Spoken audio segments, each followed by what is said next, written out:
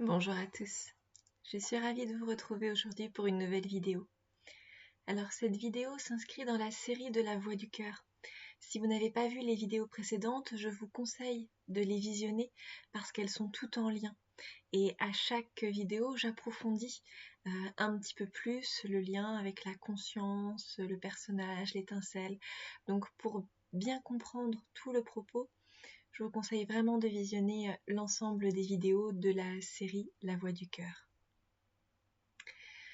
Alors pour commencer, je vais aborder ce qui n'est pas la vision la plus sexy de la spiritualité. Mais dans ma vision des choses, la vie sur Terre est faite pour s'améliorer en tant qu'être humain. Pour que d'expérience en expérience, on se rapproche de notre nature véritable.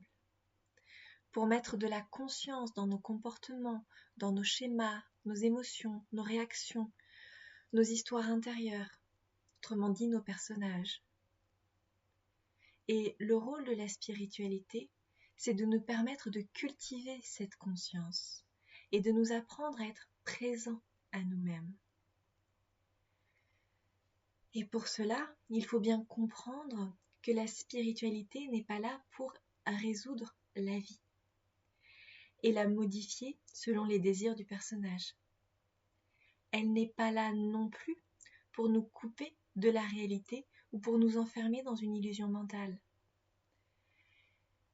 J'ai envie de revenir sur une notion importante que l'on retrouve un peu partout dans la spiritualité. On va parler des maîtres ascensionnés. Je n'ai pas envie de donner de nom pour ces maîtres ascensionnés parce que c'est quoi un maître ?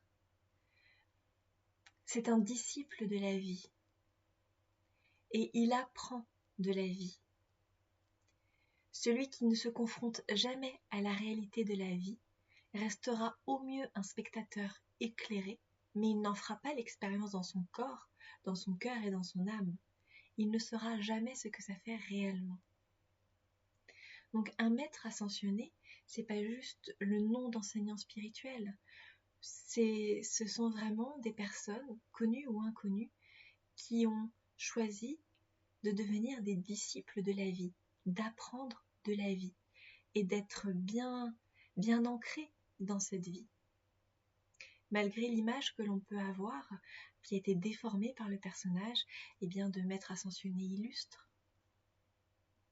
Donc je tenais à vous faire cette introduction avant de vous parler de cultiver sa présence, car cela peut être mal compris, ça peut être interprété d'une manière qui arrange le personnage.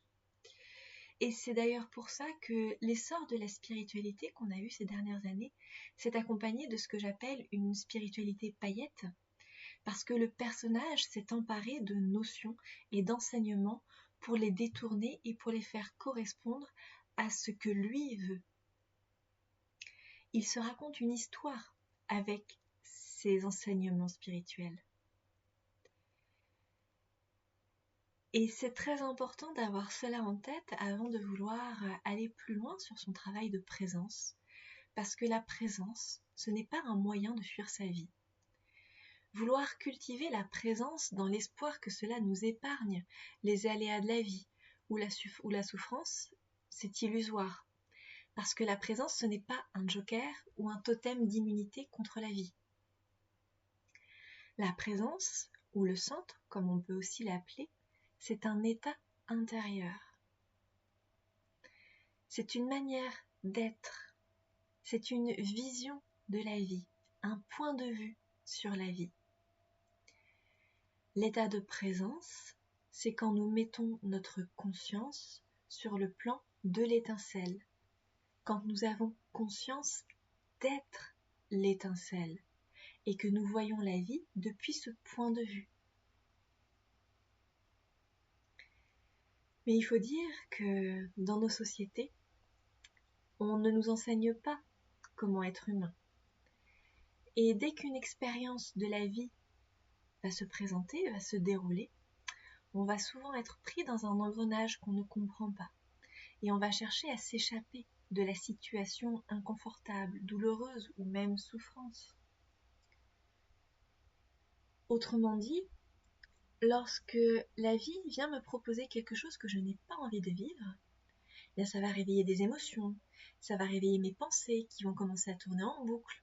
Je vais me focaliser sur les conséquences, c'est-à-dire la forme de cette situation. Je vais émettre des jugements, des condamnations. Je peux me sentir abandonnée par la vie. Je vais tourner toute mon attention à l'extérieur de moi. Et après, je vais me demander comment je peux changer cela. Parce que c'est très inconfortable à vivre à l'intérieur. Donc je ne veux pas que ça continue, je voudrais le changer. Ça, c'est notre manière de fonctionner, allez, 99% du temps. Mais la même situation, vécue depuis l'espace de la présence, depuis le plan de conscience de l'étincelle, va être que, au lieu de me laisser happer par tout le processus que je viens de décrire, je vais venir placer mon attention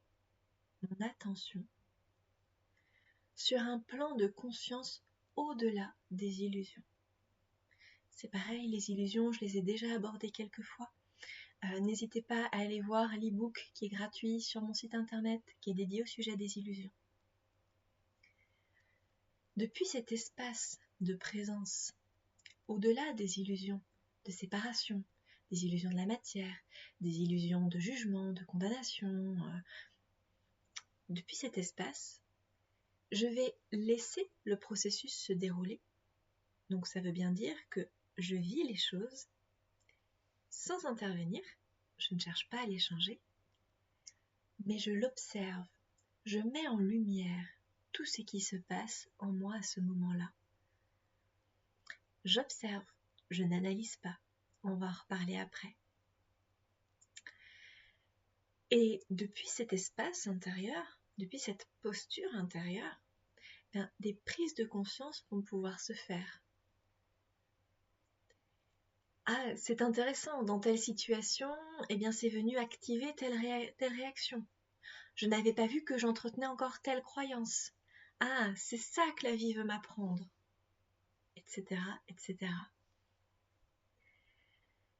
Depuis la présence, je ne suis plus pris dans la tourmente, je suis dans un espace de calme au-dessus des nuages. Et encore une fois, cet espace de présence n'empêche pas de ressentir de la souffrance, les émotions, les déceptions. Ça n'empêche pas d'être touché par la vie pour un temps. Mais c'est comme si un acteur jouait son personnage et à un moment redevenait l'acteur et cessait de jouer son personnage. Au théâtre ou au cinéma, les acteurs vont jouer les émotions des personnages. Ils vont les exprimer, mais ce ne sont pas leurs émotions. Et une fois que la scène est finie, ils vont quitter les émotions du personnage pour redevenir l'acteur. Eh bien, c'est pareil avec la présence. Lorsque l'on a fini de jouer nos personnages, on redevient l'acteur, la présence, la vie à l'œuvre. On a pu se sentir touché pendant un moment sans se perdre.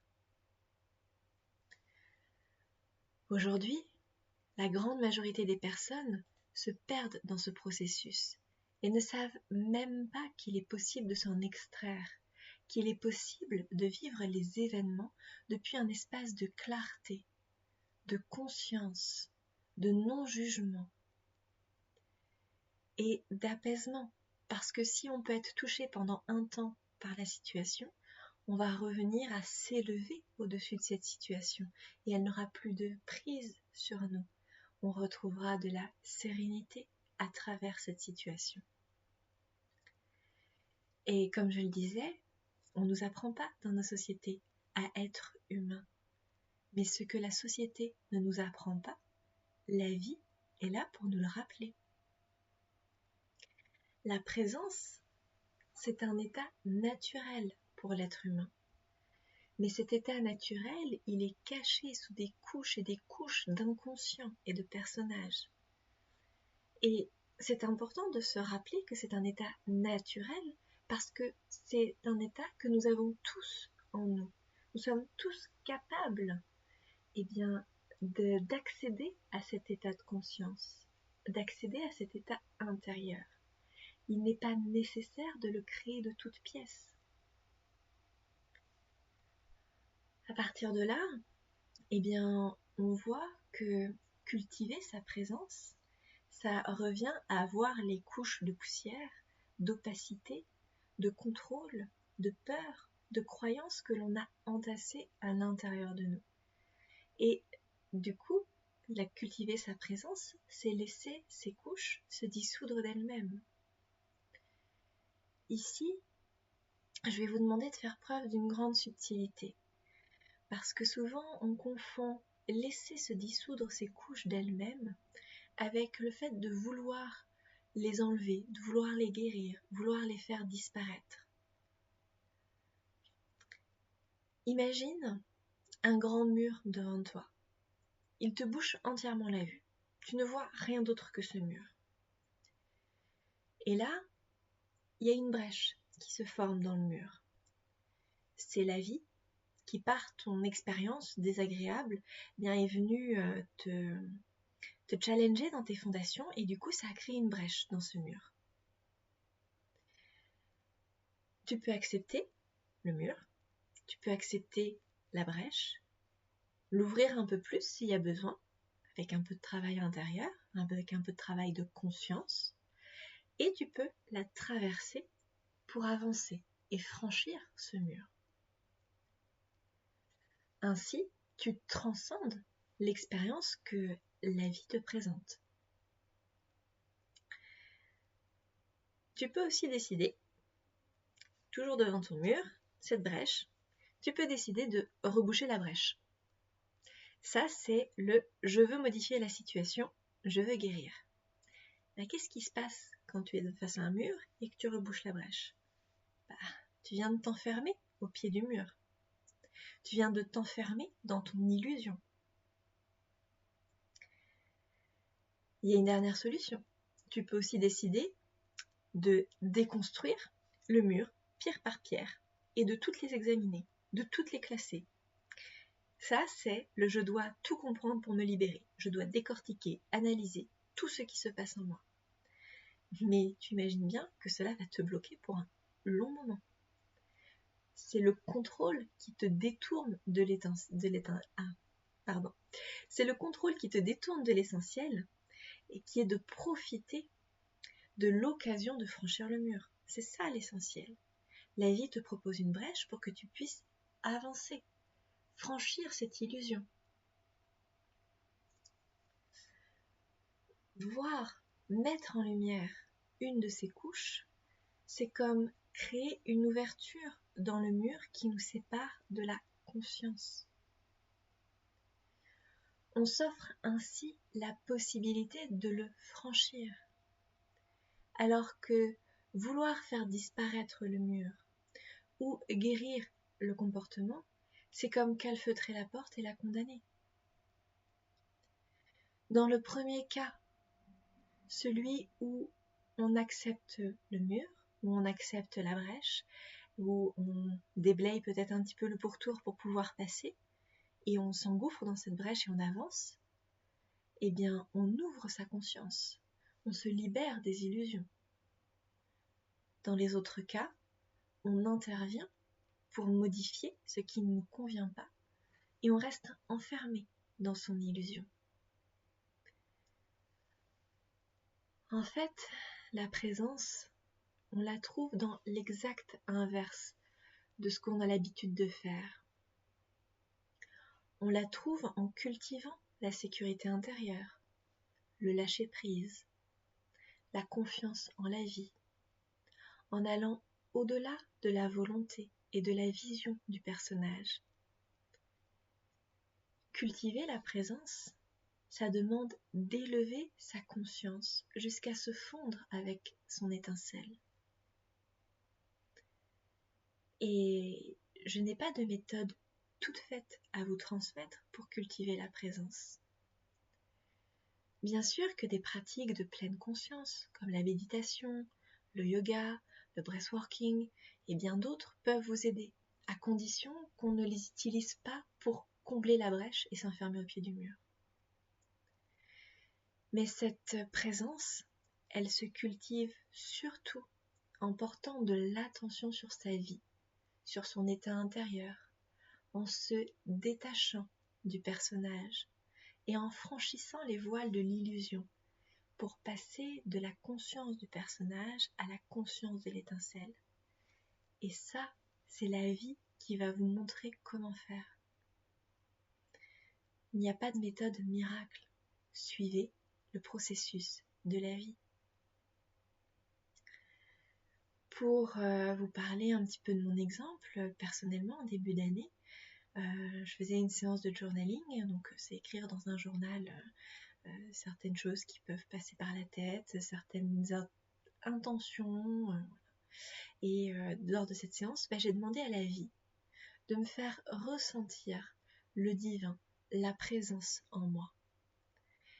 Et depuis que j'ai fait cette demande, depuis que j'ai posé cette intention, chaque instant de ma vie est devenu une source d'enseignement. Une source d'enseignement pour dépasser les illusions, dépasser les croyances, que ce soit celles que j'entretenais sur moi ou celles sur le monde qui m'entoure. J'ai beaucoup appris sur le fonctionnement de la vie. La vie m'a poussée à lui faire confiance, à aller au-delà de mon personnage, à m'en remettre à cette force qui s'exprime à travers moi, à exercer ma conscience et à me détacher de la forme pour rechercher l'essentiel. Et bien sûr que tout ça ne s'est pas fait en un coup et ne s'est pas fait toujours dans la fluidité, parce que à chaque fois il y a eu une épreuve qui est venue créer une brèche dans le mur de mon personnage, dans le mur qui était érigé entre mes consciences. Donc ça peut être très inconfortable, mais c'est comme ça qu'on apprend à devenir véritablement humain, un être humain aligné sur cette terre, un être humain qui retrouve sa place naturelle dans la vie. Et plus on franchit les murs que l'on a construits, plus l'on franchit les illusions que l'on a construites, et quand je dis on a construit, aussi bien le personnage que l'étincelle quand elle a choisi de s'incarner dans le personnage. Plus on franchit ces murs, plus notre présence se dévoile. Et c'est là que réside notre travail intérieur. Ce n'est pas d'enlever toutes les briques du mur ou calfeutrer la brèche, c'est d'apprendre à fonctionner différemment, en tant qu'acteur ou joueur, pour reprendre la métaphore du joueur vidéo que j'ai déjà utilisée dans une précédente vidéo. Donc c'est fonctionner comme acteur-joueur et non pas comme personnage.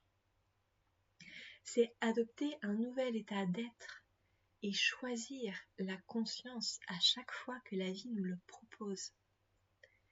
Que ce soit quelque chose qui nous guide au quotidien. Voilà. Alors cette vidéo est peut-être un peu plus courte que ce que vous pouvez retrouver dans cette série de la Voix du Cœur. Mais pour autant, ce qui est partagé ici peut être assez dense et demande à être reçu, digéré. Parce que pour moi, là, on touche vraiment à la raison même de la spiritualité, à la raison même de la vie sur Terre, à la raison même d'être humain. Donc n'hésitez pas à la regarder plusieurs fois. J'espère qu'elle pourra vous apporter un autre point de vue sur la présence. Et je vous dis à bientôt.